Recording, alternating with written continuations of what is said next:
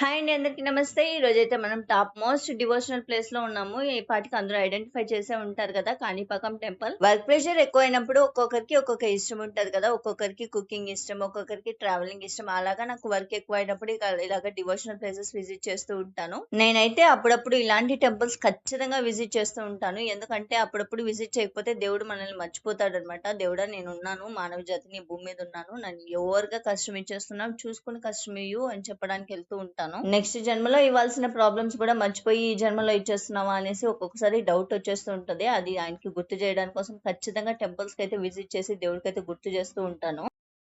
సర్లే కానీ మనం ఎన్నెన్నో అనుకుంటూ ఉంటాం. మనం ఎన్ని అనుకున్నా ఏం లాభం ఉంది, దేవుడు అనుకోవాలి కానీ మనకి ఎప్పుడు హ్యాపీనెస్ ఇవ్వాలి, ఎప్పుడు ప్రాబ్లమ్స్ ఇవ్వాలి అనేది ఆయన చేతిలో ఉంది. బిల్డింగ్ చూస్తున్నారుగా, నిత్య అన్నదాన భవనం అనమాట. ఇలాంటి టెంపుల్స్ కి వచ్చినప్పుడు అక్కడ దేవుడు ఎంత ఇంపార్టెంటో ఇలాంటి ప్లేసెస్ కూడా అంతే important. Food is an emotion కాబట్టి ఇలాంటి బోర్డ్స్ చూసినప్పుడు బాగా కనెక్ట్ అయిపోతూ ఉంటాం. ఈ ఫీల్ అనేది ఫుడ్ లవర్స్ కి అయితే బాగా తెలుస్తుంది. ఖచ్చితంగా నేనైతే టెంపుల్స్ కి వచ్చానంటే ఖచ్చితంగా వెయిట్ చేసి భోజనం చేసే వెళ్తానన్నమాట. ఎందుకంటే దేవుడి ప్రసాదం అయితే నేను మిస్ చేసుకోవాలనుకోను.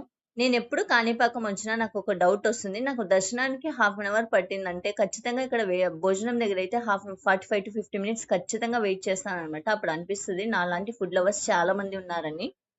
ఇంతకు ముందు చాలా చిన్న బిల్డింగ్ ఉన్నింది అన్నదాన సత్రం. ఇప్పుడైతే చాలా పెద్ద బిల్డింగ్ కన్స్ట్రక్ట్ చేసేసారు. మనం ఇంట్లో ఒకరికి ఇద్దరికి భోజనం వండుకోవడానికి చాలా అవస్థలు పడిపోతూ ఉంటాం. ఏం కూర వండుకోవాలి, ఏం కర్రీ వండుకోవాలని. ఇక్కడ ఇంత మందికి ఇంత టేస్టీ ఫుడ్, ఇన్ని వెరైటీస్ ఆఫ్ టేస్టీ ఫుడ్ పెట్టారంటే దేవుడికి అయితే గట్టిగా థ్యాంక్స్ చెప్పుకోవాల్సిందే. ఎక్కడెక్కడి నుంచో వచ్చిన వాళ్ళందరూ ఒకే చోట కూర్చుని ఒకే భోజనం తింటారు చూసారా, అమేజింగ్ అసలు. నా పర్సనల్ ఒపీనియన్ ఏమంటే ఇలాంటి భోజనం తినాలంటే అదృష్టం ఉండాలి. ఈ రోజైతే మన భోజనం వచ్చేసి rice, sambar, pulihora with 3 curries అనమాట. అరిటాకు భోజనం. ఫ్యూ మంత్స్ బ్యాక్ అయితే నేను కాణిపాకం వచ్చినప్పుడు ఈ మిషన్ వర్కింగ్ లో ఉన్నిందనమాట. మనం ఏదైనా అన్నదానంకి డొనేషన్ ఇవ్వాలనుకుంటే మనం నేమ్ టైప్ చేసి మనం ఎంత అమౌంట్ అయితే ఇవ్వాలనుకుంటున్నామో అంత అమౌంట్ టైప్ చేసిన తర్వాత అది కొంచెం మిషన్ గట్టిగా చెప్తుంది, అందరికి వినిపించేలాగా చెప్పిన తర్వాత మన దగ్గర అమౌంట్ అనేది కలెక్ట్ చేసుకుంటది అనమాట.